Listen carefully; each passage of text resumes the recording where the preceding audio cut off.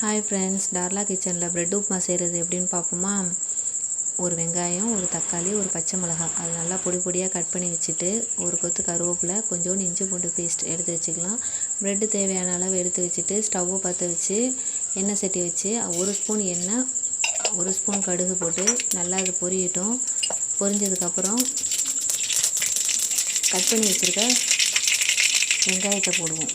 போட்டு அது நல்லா வதங்கட்டும்.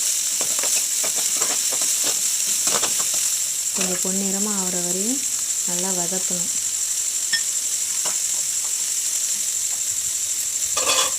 வச்சுட்டு தக்காளி, பச்சை மிளகாய், அந்த கருவேப்பிலை எல்லாத்தையும் போட்டு நல்லா வதக்கணும்.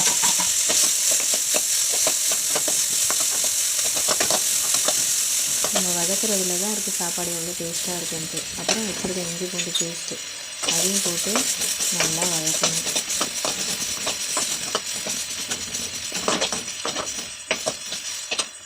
வதக்கிட்டு 1/2 ஸ்பூன் மஞ்சத்தூள். உங்களுக்கு காரம் வேண்டாம், பச்சை மிளகாவே போதுன்னா மிளகாத்தூள் வேண்டாம், நான் காரம் நல்லா சாப்பிடுவேன் அப்படின்ட்டு இருந்தால் மிளகாத்தூள் போடுங்க.